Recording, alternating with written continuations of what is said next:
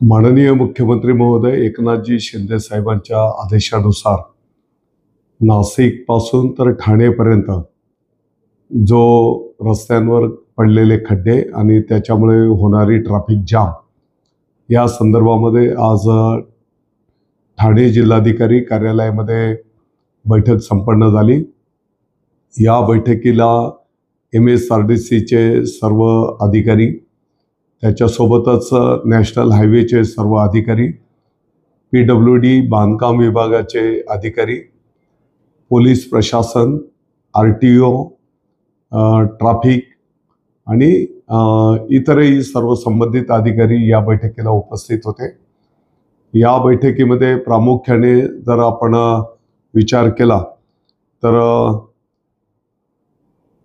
MSRDCचा जो भाग आहे वडपेपासून तर ठाणेपर्यंत 23 किलोमीटर आणि नाशिकपासून तर वडपेपर्यंत नॅशनल हायवे 97 किलोमीटर, या दोन्ही रस्त्यांच्या संदर्भामध्ये सविस्तर चर्चा त्या ठिकाणी संपन्न झाली।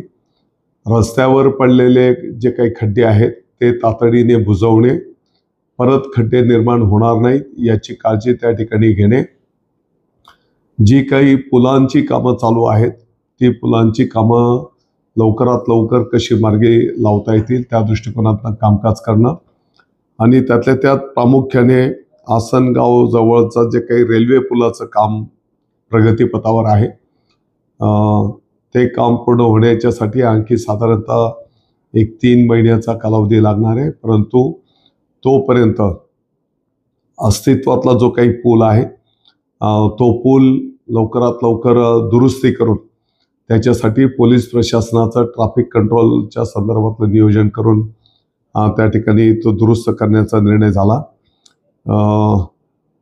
जिंदाल कंपनी जवळचा जो काही रस्त्याचं फ्लायओव्हरचं काम चालू आहे त्या संदर्भातली चर्चा झाली। परिवार गार्डन जवळच्या पुलाच्या संदर्भातली चर्चा झाली आणि इगतपुरी जवळ पण जो काही समृद्धी महामार्गाकडे जाणारा जो काही रस्ता आहे, तर नॅशनल हायवेचे जे काही हे 4-5 पॉइंट्स आहेत या सर्व मुद्द्यांवर सविस्तर चर्चा होऊन त्या ठिकाणी ताबडतोबीने अंमलबजावणी करण्याचे निर्णय झालेले आहेत। त्याच्यासोबतच MSRDCचा जो काही वडपेपासून तर ठाण्यापर्यंतचा पोर्शन आहे त्या संपूर्ण भागामध्ये जिथे जिथे पुलांची कामं चालू आहेत अंडरपासच्या संदर्भामध्ये ती कामं लवकरात लवकर पूर्ण करून त्या ठिकाणी ट्रॅफिक जाम होणार नाही याची काळजी घेण्याचा सूचना त्या ठिकाणी करण्यात आलेल्या आहेत। आणि सगळ्यात महत्त्वाचा विषय म्हणजे जी काही जड वाहनं आहेत त्या जड वाहनांच्या संदर्भामध्ये एक नोटिफिकेशन काढून त्यांना एक वेळेचं बंधन शहरामध्ये येणं आणि बाहेर जाणं आणि त्याची प्रभावी अंमलबजावणी करण्याचाही निर्णय त्या ठिकाणी संपन्न झालेला आहे। मला वाटतं की पोलिसांच्या मदतीला, ट्रॅफिक पोलिसांच्या मदतीला आता 170 पोलीस मित्र ठाणेपासून तर वडपेपर्यंत पोलिसांना सहकार्याच्यासाठी ऑलरेडी देण्यात आलेले आहेत। त्यांनी सुद्धा प्रभावी काम त्या ठिकाणी संपन्न केलं पाहिजे असंही सूचना करण्यात आलेली आहे।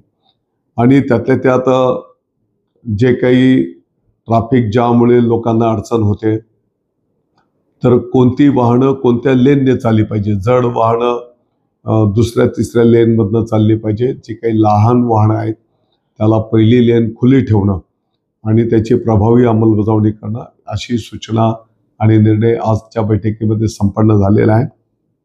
मला वाटतं की येणाऱ्या 8 दिवसाच्या आत याचे दृश्य परिणाम फील्डवर त्या ठिकाणी दिसून आले पाहिजेत असा सारांश आजच्या बैठकीमध्ये त्या ठिकाणी झाला।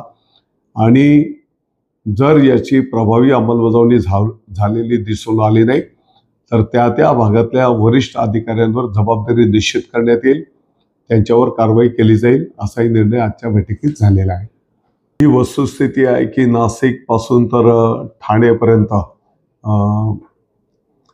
जे काही ट्रॅफिक जाम होते यामुळे अनेक नागरिकांना त्या ठिकाणी मनस्ताप सहन करावा लागतो आणि त्याच गोष्टीची गंभीरपणे नोंद घेत माननीय मुख्यमंत्री महोदयांनी आजच्या बैठकीचे आदेश त्या ठिकाणी दिलेले होते. प्रशासनाच्या वतीने शासनाच्या वतीने पूर्ण शक्तीनिशी हा विलंब कसा टाळता येईल, प्रवाशांना त्रास कमीत कमी कसा होईल त्या दृष्टिकोनातून नियोजन करण्याचं निश्चित करण्यात आलेलं आहे. माझी या निमित्ताने सर्व नागरिकांना पण विनंती असणार आहे की आपणही थोडंसं सहकार्याची भूमिका त्या ठिकाणी घ्यावी की जेणेकरून याच्यातनं आपल्याला एक सुकर मार्गक्रमण त्या ठिकाणी करता येईल.